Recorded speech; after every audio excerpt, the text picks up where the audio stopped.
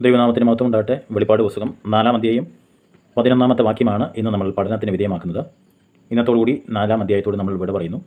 നാളെ നമുക്ക് 5-ാം അധ്യായത്തിലേക്ക് പ്രവേശിക്കാം. വെളിപ്പാട് 4:11 വായിക്കുന്നു.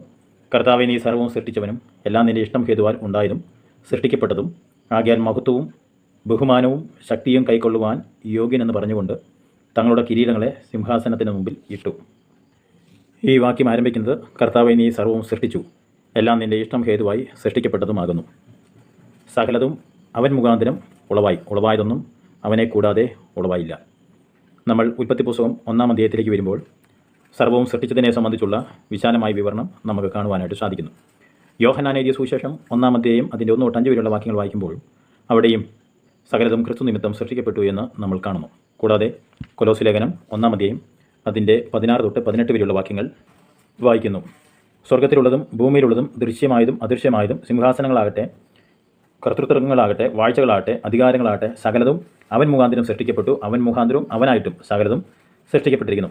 അവൻ സർവ്വത്തിനു മുമ്പേ ഉള്ളവൻ, അവൻ സകലത്തിനും ആധാരമായിരിക്കുന്നു. അവൻ സഭ എന്ന ശരീരത്തിൻ്റെ തലയും ആകുന്നു. സകലത്തിലും താൻ മുമ്പനാകേണ്ടതിന് അവൻ ആരംഭവും മരിച്ചവരുടെ ഇടയിൽ നിന്ന് ആദ്യമായി എഴുന്നേറ്റവനും ആകുന്നു. അവനിൽ സർവ്വസമ്പൂർണ്ണതയും വസിക്കുന്നു. കർത്താവായ യേശുക്രിസ്തുവിനാലാണ് സകലതും സൃഷ്ടിക്കപ്പെട്ടത് എന്ന് ഇവിടുന്ന് നമുക്ക് കാണുവാനായിട്ട് സാധിക്കുന്നു. അടുത്തതായി ഈ വാക്യത്തിൽ കാണുന്നത് മഹത്വവും ബഹുമാനവും ശക്തിയും കൈക്കൊള്ളുവാൻ യോഗ്യൻ എന്നാണ്. സകലതും സൃഷ്ടിപ്പാൻ യോഗ്യൻ, രക്ഷിപ്പാൻ യോഗ്യൻ, ആരാധിപ്പാൻ യോഗ്യൻ, മുദ്ര പൊട്ടിപ്പാനും പുസ്തകം തുറപ്പാനും യേശു യോഗ്യനാണ്. മനുഷ്യരാരും യോഗ്യരല്ല. വിശുദ്ധ ബൈബിൾ, പ്രത്യേകിച്ച് പുതിയ നിയമം നമ്മൾ പഠിക്കുമ്പോൾ യോഗ്യതയില്ലാത്ത അല്ലെങ്കിൽ ഞാൻ യോഗ്യരല്ല എന്ന് പറയുന്ന നിരവധി പേരെ നമുക്ക് കാണുവാനായിട്ട് സാധിക്കുന്നു. ശതാധിപൻ കർത്താവിനോട് പറഞ്ഞു, നീ എൻ്റെ പുരയ്ക്കകത്ത് വരുവാൻ ഞാൻ യോഗ്യനല്ല. പള്ളിപ്രമാണിയായ യായിറോസിൻ്റെ വീട്ടിൽ യേശു ചെല്ലുവാൻ യോഗ്യനല്ല. അതോടൊപ്പം തന്നെ ഇത്താലിക്ക പട്ടണത്തിൽ കൊർന്നല്യോസിൻ്റെ വീട്ടിൽ പത്രോസ് വരുവാൻ ആ ശതാധിപൻ യോഗ്യനല്ല. ധൂർത്തുപുത്രൻ പറയുന്ന ഒരു വചനം ലൂക്കോസിൽ നമ്മൾ വായിക്കുന്നു. അപ്പോൾ ആ സ്വർഗ്ഗത്തോടും അങ്ങയോട് ഞാൻ പാപം ചെയ്തിരിക്കുന്നു, നിൻ്റെ മകനെന്ന് വിളിപ്പാൻ ഞാൻ യോഗ്യനല്ല.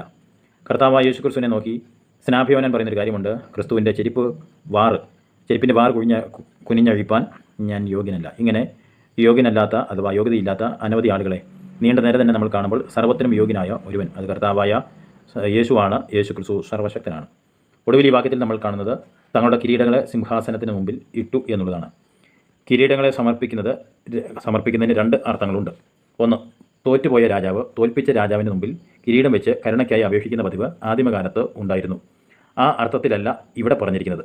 2, മേലധികാരിയുടെ മുമ്പിൽ ആദരവിൻ്റെ സൂചകമായി കിരീടമിടും. ഈ അർത്ഥത്തിലാണ് 24 മൂപ്പന്മാർ എന്ന സഭാംഗണം രാജാവിൻ്റെ മുമ്പിൽ കിരീടമിട്ട് അഥവാ യേശു ക്രിസ്തുവിൻ്റെ മുമ്പിൽ കിരീടമിട്ട് ആരാധിക്കുന്നതായിട്ട് നമുക്ക് കാണുവാനായിട്ട് സാധിക്കുന്നത്. ഈ വചനങ്ങളാൽ ദൈവം നമ്മെ സഹായിക്കട്ടെ. നാളെ നമുക്ക് വെളിപ്പാട് പുസ്തകം 5-ാം അധ്യായം പഠനത്തിന് വിധേയമാക്കാം. ദൈവം നമ്മെ സഹായിക്കും. Thank you so much.